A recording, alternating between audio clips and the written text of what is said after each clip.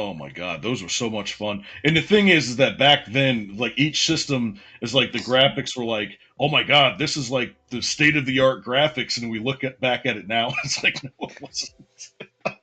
Not even State close. of the art. Oh my gosh. Yeah, that was Look, the experience from when we because we had Intellivision when I was like a really little kid, and then my dad came home with the Nintendo, and it was like, oh my god, the graphics are so amazing because it I was know, such right? a huge. Now it ends. It's game over, man. The graphics are so amazing 'cause it I was know, such right? a huge Mario, upgrade.